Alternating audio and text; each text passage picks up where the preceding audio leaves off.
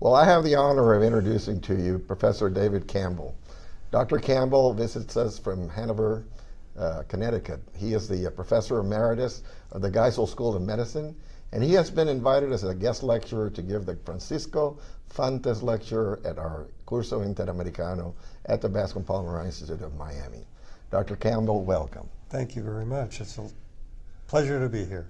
So I heard today the most outstanding lecture that I've heard in a long time about 4 diseases that you have been working on, not only in the clinical side, but also the pathology. Do you care to tell us about them?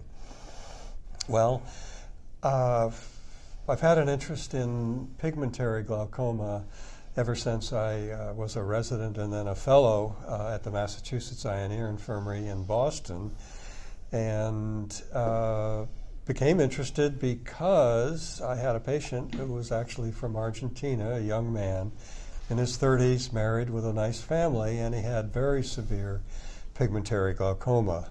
And I thought that this is a cruel disease because it attacks young adults, and young adults who are in the livelihood of their lives.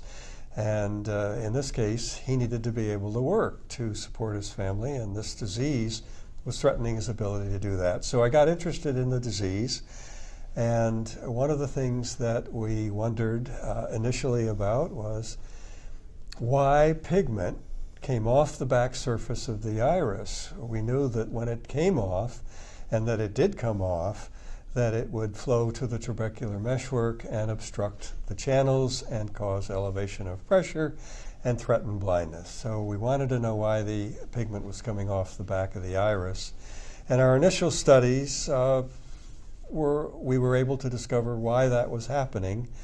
And then came along with a discovery that existed that we could make available that could prevent this loss of pigment from the posterior surface of the iris. So we feel that we can alter the outcome in the future for many patients. So I saw how you elegantly demonstrated the pigment clumping within the trabecular meshwork, causing the obstruction. And you also mentioned the flattening of the iris and how you came about to show that. Can you explain that? Well, it turns out that the iris in these eyes bows posteriorly. It then rubs against zonules behind the iris, and it's this contact and friction that causes the release of the pigment, which is so harmful in the eye. We were able to show that if a hole is made in the iris, and that can be done by a laser, that the iris will flatten and remain permanently flattened.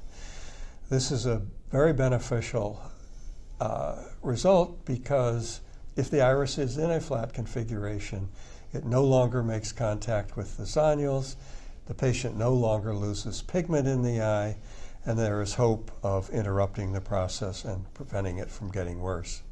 Dr. Campbell, you had a beautiful slide saying, and one of the neat things about investigation and research is the fact that you put a lot of sacrifice, a lot of work, a lot of time, sometimes years, but there's that one instant when you say, alas. Yeah.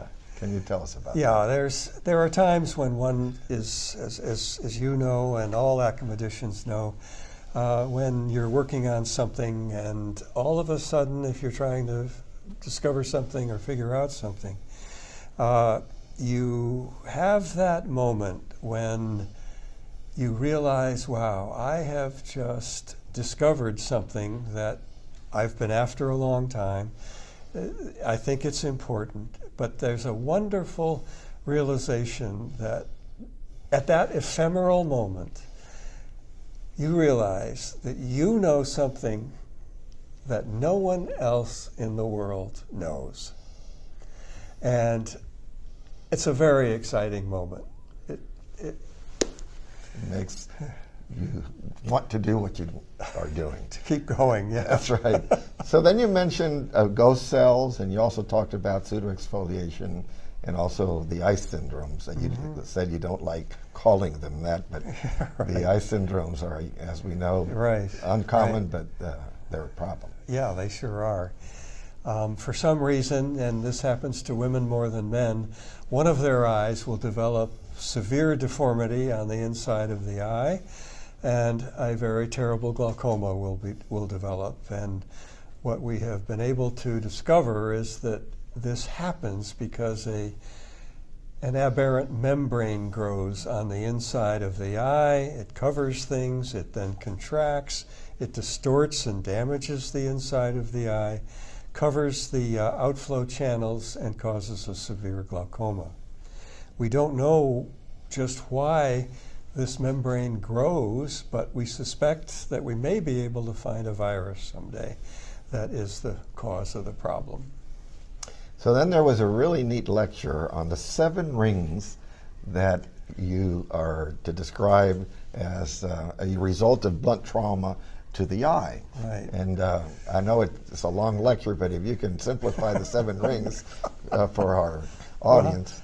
Well, there are 7 rings anterior to the equator of the eye that can be torn when there is a blunt injury to the eye. The sphincter of the pupil can be torn. The periphery of the iris can be torn. That's called an iridodialysis. The trabecular meshwork can be, the ciliary body band can be recessed, and that's called angle recession. The trabecular meshwork itself can develop tears in it, and that is very harmful because scarring with this can cause glaucoma. There's a 5th ring, the attachment of the ciliary body to the scleral spur. That can tear apart and let fluid into the suprachoroidal space toward the back of the eye.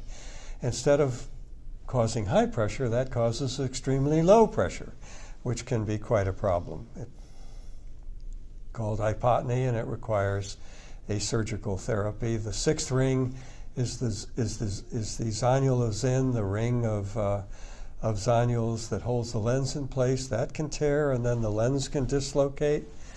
And then finally, the ora serrata, the periphery of the retina, can be torn, and that can cause a very severe type of retinal detachment.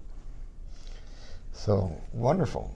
So I think we've received quite a bit of information, and we're grateful to what you have done. I mentioned it at the audience, but it's been one of the most beautiful lectures or series of lectures that I've heard at the Curso in a long time. Well, thank you so Dr. much. Campbell. Thank you.